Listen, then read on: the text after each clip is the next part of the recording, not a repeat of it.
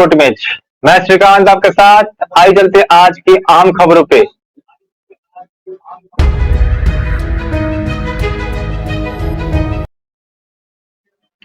चीन में फूटा कोरोना का बम, 24 घंटे में 25,353 नए मामले सामने आए।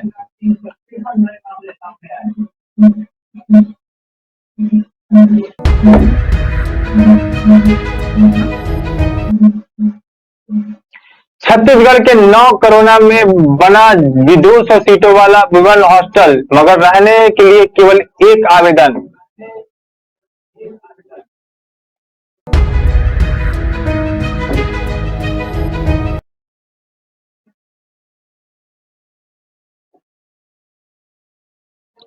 जोधपुर सिविल एयरपोर्ट का 350 करोड़ रुपए से होगा विस्तार, बढ़ेगी एयर कनेक्टिविटी।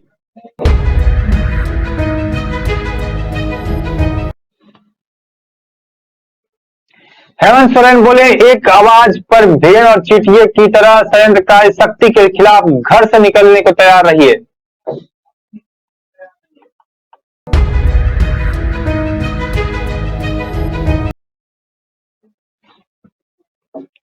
आइए चलते हैं खबरों में विस्तार से। शाजापुर जिले में एक अजीब मामला सामने आने से न केवल ग्रामीणों बल्कि प्रशासनिक हलकों में भी हड़कंप जैसी स्थिति बन चुकी है। एक जमीन को प्रस्तावित राम मंदिर की जमीन बताते हुए नोटिस जारी कर दिया गया है, तो वहां मकानों में रह रहे लोग हैरान रह गए हैं। इन लोगों का कहना है कि बाकायदा पूरी प्रक्रिया के तहत इन्होंने मकान लिए, तो कैसे उन्हें नोटिस थमाया जा रहा है। इस मामले में नगर पालिका उपाध्यक्ष और वार्ड पार्षद भी लोगों के साथ खड़े हो गए हैं और अधिकारियों के बड़े स्तर पर भ्रष्टाचार के आरोप लगा रहे हैं। मामला ऐसा है कि ग्राम मगरिया पहन 35 में स्थित माफी श्री राम मंदिर 3-2 शाजापुर की भूमि पर अतिक्रमण के मामले में सोमवार 14 नवंबर की तहसील कोर्ट की ओर से बेदखली का आदेश जारी किया गया।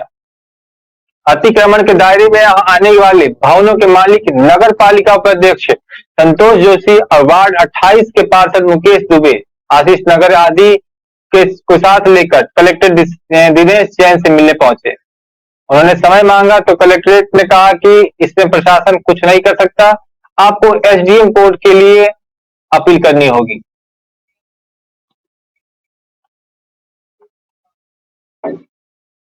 कोरबा में डीएमएफएफ फंड का जिस तरह से मनमाना खर्च हो रहा है, उससे साफ अंदाजा लगाया जा रहा है कि शासी परिषद कितनी गंभीर है। सुभाष चौक के पास डीएमएफ मद से 9 करोड़ की लागत से ह्यूमन हॉस्टल बनाया गया और सपना दिखाया गया कि शहर में जितनी भी कामकाजी महिला बाहर किराए के मकानों में रह रहे हैं, उन्हें कम खर्च में अच्छी सुविधा मिलेगी। भवन बनने के बाद महिला एवं बाल विकास विभाग के महिलाओं से आवेदन मंगाया। पहली और दूसरी बार किसी ने आवेदन नहीं किया, लेकिन तीसरी बार आवेदन मांगने पर एक महिला ने अर्जी दी। करीब 200 सीट वाले हॉस्टल के लिए महज एक महिला के अर्जी देने के बाद यह स्पष्ट हो गया है कि विमेन हॉस्टल का उद्देश्य सार्थक नहीं हो सका। करीब 8 महीने बाद अब अचानक लाखों की लागत से विमेन हॉस्टल के लिए फर्नीचर खरीदी जा रही है। ऐसे में सबसे बड़ा सवाल यही उठ रहा है कि इन फर्नीचरों का उपयोग कौन करने वाला है।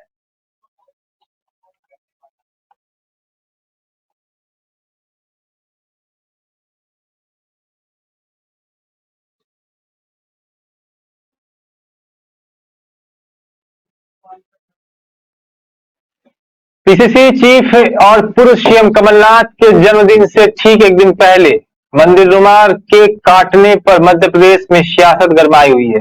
मंदिर की डिजाइन और हनुमान जी की तस्वीर वाले केक को लेकर मध्य प्रदेश में बवाल मचा हुआ है। मंदिरनुमा केक काटने पर अब पीसीसी चीफ कमलनाथ ने विवाद खड़ा करने वाले को करारा जवाब दिया है।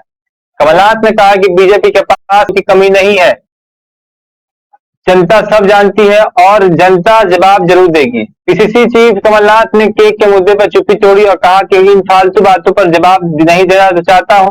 बीजेपी के पास कोई मुद्दा नहीं बचा तो जनता से इस प्रकार से जनता को बेवकूफ बना रही है, इसका जवाब देगी। और साथ ही जो वीडियो में है वो सबके सामने है। यह सब फालतू बात है। जो वीडियो में है वह सबके सामने, मैंने इस बात पर कोई बात नहीं करना चाहता। पीसीसी कमलनाथ ने कहा कि मेरा जन्मदिन जनता के लिए प्यार से है। मैं अभिभूत हूं कि इतना प्यार देकर मैं इमोशनल हो गया हूं।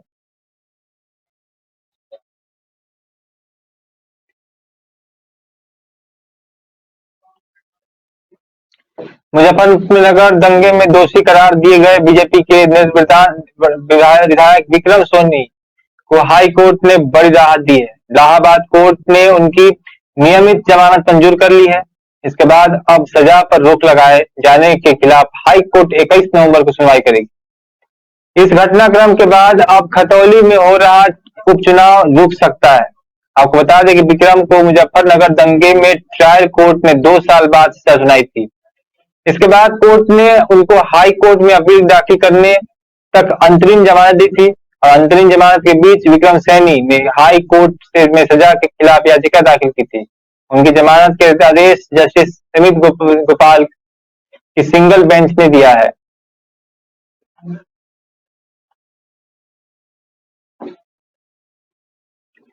जैसे जैसे जोधपुर शहर में जनसंख्या बढ़ रही है, वैसे वैसे परिवहन के साधनों में यात्रियों का भार भी बढ़ता जा रहा है। सरकार अपने स्तर पर परिवहन के साधनों में विस्तार को लेकर संवेदनशील है। इस दृष्टि से जोधपुर के सिविल एयरपोर्ट पर पिछले कुछ वर्षों से यात्री भार के बढ़ते दबाव को देखते हुए एयरपोर्ट विस्तार के कार्य का शुभारंभ किया गया था, जो जल्द ही जोधपुर सिविल एयरपोर्ट का विस्तार का कार्य समाप्त भी होगा, जिसका सीधा लाभ यात्रियों को मिलने वाला है। जोधपुर की कनेक्टिविटी देश के अन्य राज्यों से बढ़े, इसका शहरवासियों को लंबे समय से इंतजार है। जोधपुर एयरपोर्ट डायरेक्टर के रूप में पदभार संभालने वाली गायत्री वेंकटेश्वर का उद्देश्य है कि जैसे जोधपुर एयरपोर्ट पर न केवल सुविधाओं का विस्तार हो, बल्कि एयरपोर्ट विस्तार का जो कार्य चल रहा है वह भी जल्द पूरा हो।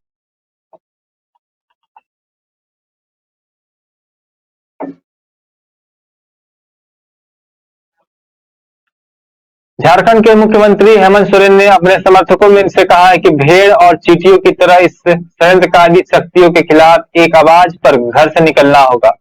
ईडी के द्वारा पूछताछ के बाद वो पहली बार अपने कार्यकर्ताओं को संबोधित कर रहे थे। हेमंत सोरेन ने कहा कि वह गुरुवार को ईडी के दफ्तर गए थे। वहां उन्होंने ईडी के अधिकारियों से पूछा कि जो आंकड़े आप घोटाला के नाम दे रहे हैं वो 2 साल में संभव है क्या? ईडी के अधिकारियों ने कहा कि हमने कब कहा कि ये 2 साल के आंकड़े हैं। हेमंत सोरेन ने कहा कि अगर ईडी निष्पक्ष जांच करेगी तो सहयोग करेंगे और अगर एक पक्षीय जांच करेगी तो विरोध करने की ताकत रखते हैं। उन्होंने कहा कि इस जन सैलाब को देखकर ये समझ में आ रहा है कि बीजेपी कुछ षड्यंत्र रच रही है। राज्य के कोने कोने में लोग इस षड्यंत्र का खिलाफ सड़क पर उतर रहे हैं। ये राजनीति की लड़ाई है। हेमंत सोरेन ने यह भी कहा कि सिर्फ गैर बीजेपी शासित राज्यों में ही केंद्रीय एजेंसी की जांच चल रही है। क्या बीजेपी शासित राज्य के लोग दूध के धुले हुए हैं?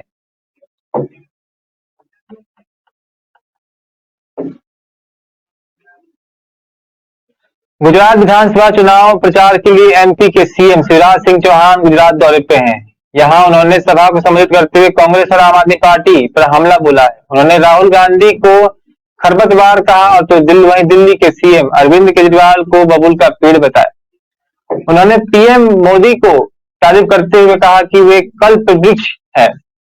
मुख्यमंत्री शिवराज सिंह चौहान आज गुजरात के दौरे पे पहुंचे और 4 चुनावी रैलियों को संबोधित करते हुए ये सब बोल रहे हैं। इसमें उन्होंने मंडावी विधानसभा क्षेत्र में पहली चुनावी सभा को संबोधित किया। यहाँ सीएम शिवराज सिंह ने कहा कि नरेंद्र मोदी कल्प वृक्ष है, जो जरूरत है वही मिलेगा। केजरीवाल है एक बबूल के पेड़, जो केवल के कांटे ही उनसे मिलने वाले हैं। राहुल बाबा खरपतवार हैं और यह फसल ही खराब कर देंगे। यह कांग्रेस और आप देश से संतोष और चैन साफ कर देंगे। तो आप जनता है, इसे संभल कर रहें।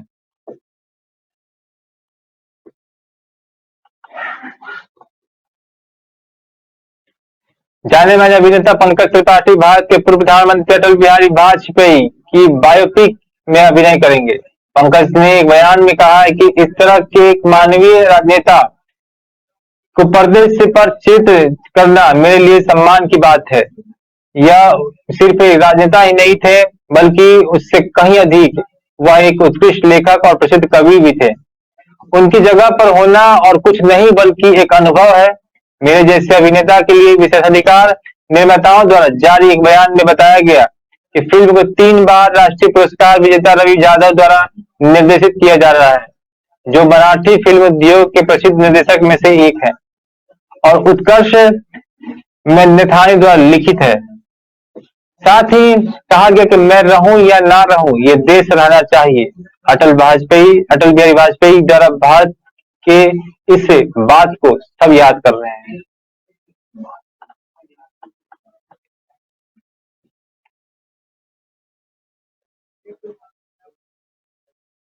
No money for terror conference में पाकिस्तान प्रायोजित आतंकवाद पर पीएम मोदी और गृह मंत्री अमित शाह का दोहरा प्रहार देखने को मिला है।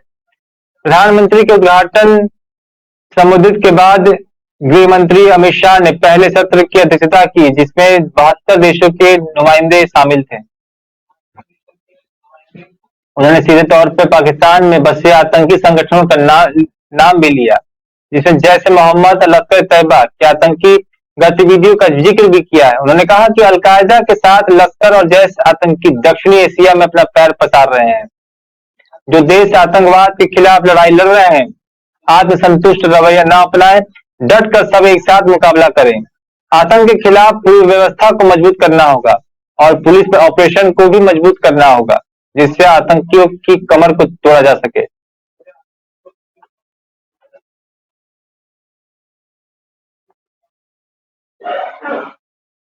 कांग्रेस ने अगर राहुल गांधी की भारत जोड़ो यात्रा के 2 दिन बाद मध्य प्रदेश में प्रवेश करने वाली है, उसके ठीक पहले ही मिली एक गुमनाम चिट्ठी से हड़कंप मच गया। चिट्ठी में राहुल गांधी को बम छुड़ाने की धमकी दी गई है।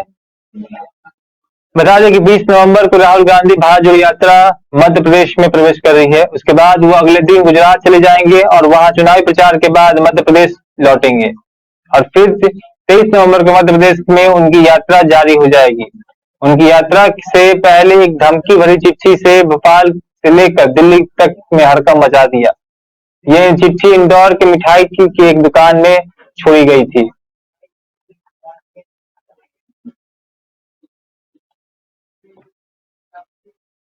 भारतीय अंतरिक्ष अनुसंधान संगठन ने देश के पहले निजी रॉकेट विक्रम एस को श्रीहरिकोटा से लॉन्च कर दिया है। इस रॉकेट को स्काई रूट एरोस्पेस द्वारा बनाया गया है। इसका नाम भारत के प्रमुख वैज्ञानिक विक्रम साराभाई के नाम पर रखा गया था। इसकी लॉन्चिंग के दौरान केंद्रीय मंत्री जितेंद्र सिंह भी मौजूद थे। स्काई रूट एरोस्पेस के इस पहले मिशन को प्रारंभ नाम दिया गया है, जिसमें 3 उपभोक्ता पेलोड है। एक रिपोर्ट के अनुसार केंद्रीय मंत्री जितेंद्र सिंह ने कहा है कि यह वास्तव में भारत के अंतरिक्ष कार्यक्रम की यात्रा की एक नई शुरुआत, एक नई सुबह और एक नई पहल है। यह भारत के लिए अपने स्वयं के रॉकेट विकसित करने और भारत के स्टार्टअप आंदोलन में एक महत्वपूर्ण मोड़ है। इन स्पेस के अध्यक्ष पवन कुमार गोयनका ने इस रॉकेट के लॉन्च होने के बाद कहा कि मिशन प्रारंभ में सफल समापन की घोषणा करते हुए मुझे खुशी हो रही है। यह स्काई रूट एरोस्पेस की शुरुआत है। वहीं बता दें कि इस रॉकेट का वजन करीब 542 किलोग्राम है। रॉकेट के विकसित करने वाले स्टार्टअप स्काई रूट एरोस्पेस ने एक ट्वीट करके कहा कि इसका सफल परीक्षण हो चुका है और लॉन्च भी हो गई है। स्काई रूट ने ट्वीट में लिखा कि लॉन्च हो गया है और विक्रम एस ने आसमान की शोभा बढ़ाने वाले भारत के पहले निजी रॉकेट के रूप में इतिहास रच दिया है।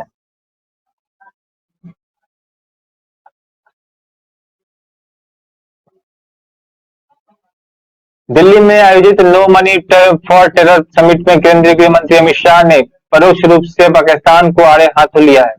आतंकवाद विरोधी वित्त पोषण विषय पर आयोजित नो मनी फॉर टेरर मंत्री स्तरीय सम्मेलन को संबोधित करते हुए अमित शाह ने पाकिस्तान का नाम लिया, बगैर कहा कि कुछ देश आतंकियों को बचाव कर रहे हैं और उन्हें पनाह भी देते हैं। किसी आतंकवादी को संरक्षण देना आतंकवाद को बढ़ावा देने का समान है। हमें ऐसे देशों को उनके इरादों में सफल होने से रोकना है। केंद्रीय मंत्री अमित शाह ने कहा कि आतंकवाद निसंदेह वैश्विक शांति और सुरक्षा के लिए सबसे गंभीर खतरा है, लेकिन आतंकवाद का वित्त पोषण आतंकवाद से कहीं ज्यादा खतरनाक है, क्योंकि आतंकवाद के मेथड को इसी फंड से पोषित किया जाता है। भारत आतंकवाद के सभी रूपों और प्रकारों को की घोर निंदा करता है। वही हमारा मानना है कि निर्दोष लोगों की जान जाने लेने जैसे कृत्य को उचित ठहराने की कोई भी कारण स्वीकार नहीं किया जा सकता। उन्होंने कहा कि हम यह भी जानते हैं कि आतंकवाद के खतरे को किसी धर्म, राष्ट्रीयता या समूह से नहीं जोड़ा जा सकता और न ही जोड़ा जाना चाहिए। उन्होंने आगे यह भी कहा कि इंटरनेशनल कम्युनिटी का एक कलेक्टिव अप्रोच है कि आतंक के सभी रूपों की निंदा की जानी चाहिए, लेकिन आज तकनीकी क्रांति से आतंकवाद के रूप और प्रकार निरंतर बदल रहे हैं। यह हमारे लिए चुनौती है और भारत कई दशकों से आतंकवाद का शिकार रहा है। वहीं भारतीय सुरक्षा बलों और आम नागरिकों को निरंतर सीमा पार से प्रायोजित गंभीर आतंकी हिंसा की घटनाओं से जूझना भी पड़ रहा है। उन्होंने यह भी कहा कि दुर्भाग्य से कुछ देश ऐसे भी हैं जो आतंकवाद से लड़ने के लिए हमारे सामूहिक प्रयास को कमजोर और नष्ट करना चाहते हैं। कुछ देश आतंकवादियों को बचाव करते हैं और उन्हें पनाह भी देते हैं। आतंकवादी का संरक्षण देना आतंकवाद को बढ़ावा देने के बराबर है। यह हमारी सामूहिक जिम्मेदारी है कि ऐसे तत्व और ऐसे देश अपने इरादों में कभी सफल ना हो सके।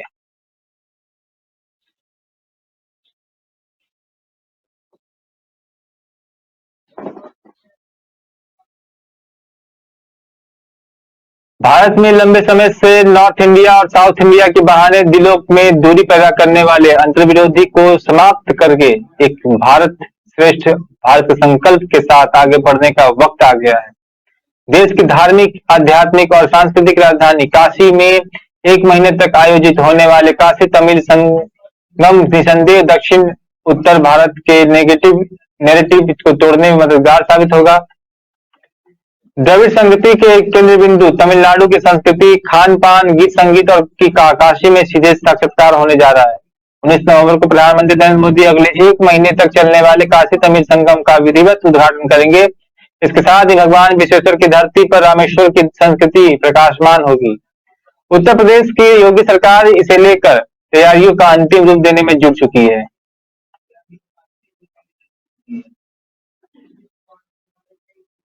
दक्षिण कोरिया की सेना का कहना है कि उत्तर कोरिया ने आज पूर्वी सागर में एक और अंतर्महाद्वीपीय बैलिस्टिक मिसाइल दागी है। 2 महीने में प्योंगयांग की तरफ से यह दूसरी बार मिसाइल लॉन्च किया गया है। सियोल का कहना है कि उत्तर कोरिया ने हाल में के दिनों में एक रिकॉर्ड ब्रेकिंग लॉन्चिंग जारी रखी है, जिसने परमाणु परीक्षण के डर को बढ़ा दिया है। दक्षिण कोरिया के ज्वाइंट चीफ ऑफ स्टाफ की मिसाइल लॉन्च की सूचना दी, लेकिन मिसाइल के प्रकार और रेंज के बारे में तुरंत विस्तार नहीं बताया गया। उत्तर कोरिया के हाल में ही जब समुद्र के सैकड़ों तोपों के गोले दागे थे, जब दक्षिण कोरिया और संयुक्त राज्य अमेरिका पूर्वी सागर में सैन्य अभ्यास कर रहे थे, जिसमें से कुछ में जापान भी शामिल था।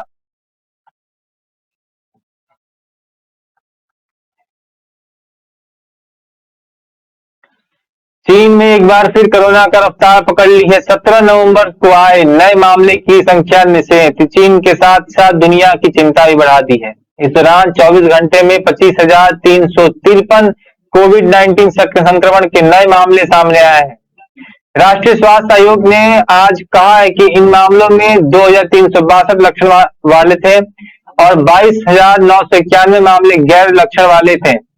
अप्रैल के बाद यह 24 घंटे में सबसे बड़ी वृद्धि है। इसमें बीजिंग के रिकॉर्ड 466 मामले भी शामिल हैं। एक रिपोर्ट के अनुसार एक दिन पहले चीन के नए मामले की संख्या 23,276 थी। इसमें 2,388 लक्षण वाले और 20,888 मामले गैर लक्षण वाले थे। वहीं एक दिन पहले की तरह कोई नई मौत दर्ज नहीं की गई है। चीन की राजधानी बीजिंग ने पिछले दिन 172 लक्षण वाले और 262 गैर लक्षण मामलों की तुलना में 100 लक्षण वाले और 366 गैर लक्षण वाले मामलों की पुष्टि की है।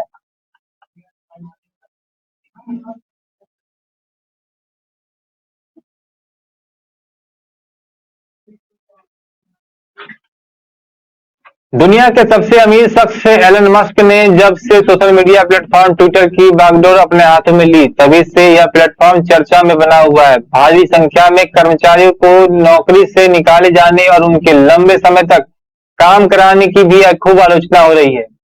अब ट्विटर पर एक हैशटैग ट्रेंड कर रहा है, जिसमें हैशटैग रीप ट्विटर लिखा हुआ है। हैशटैग ट्विटर के जरिए सोशल मीडिया यूजर्स अलग अलग तरह से रिएक्शन भी दे रहे हैं। कुछ ट्विटर्स में कई कर्मचारियों ने अपनी परेशानियों को भी बताया है। इसके अलावा हैशटैग ट्विटर हैशटैग के साथ लोग मजाकिया अंदाज में खूब मीम्स शेयर कर रहे हैं। खुद ट्विटर के बॉस मस्क ने भी एक मीम्स शेयर किया जिसमें आप ट्विटर को कब्र में देख सकते हैं।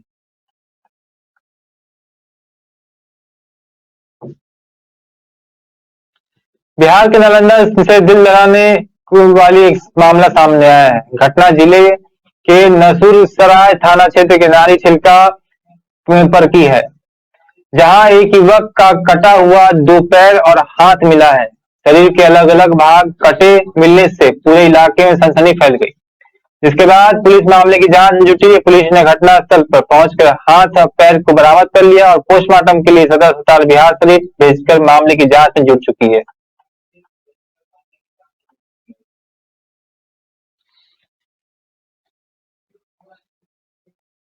हार्दिक पांड्या ने कहा कि न्यूजीलैंड के मौजूदा दौरे पर का मकसद नए खिलाड़ियों की भूमिका में स्पष्ट और उनके मौका देने प्रदान करना है। नियमित कप्तान रोहित शर्मा की जगह हार्दिक 3 मैच की T20 सीरीज में टीम की अगुवाई कर रहे हैं। उन्होंने कहा कि भारतीय टीम पिछले नतीजों के बारे में सोचने में भरोसा नहीं करती। बारिश के कारण आज खेला जाने वाला पहला मैच रद्द हो गया है। सीरीज का दूसरा मुकाबला 20 नवंबर को खेला जाएगा। T20 वर्ल्ड कप में भारतीय टीम का प्रदर्शन अच्छा नहीं था। वही टीम सेमीफाइनल में इंग्लैंड से हार गई थी। कई दिग्गज पांड्या को T20 टीम का नया कप्तान बनाए जाने के पक्ष में है। वहीं हार्दिक पांड्या ने कहा कि ये खिलाड़ी भले ही उम्र में युवा हो, लेकिन अनुभव के मामले में नहीं है। ये काफी IPL खेल चुके हैं और काफी इंटरनेशनल मैच भी खेल चुके हैं। मुझे लगता है कि आज के युवा ज्यादा क्रिकेट नहीं खेलने से घबराते नहीं हैं। उन्होंने यह भी कहा कि अगर हालात की मांग होती है तो मैं और काफी अनुभवी खिलाड़ी विभिन्न भूमिकाएं निभाएंगे, लेकिन यह दौरा नए खिलाड़ियों के लिए और अधिक स्पष्टता, मौके और खुद को अभिव्यक्त करने का मौका देने के लिए है।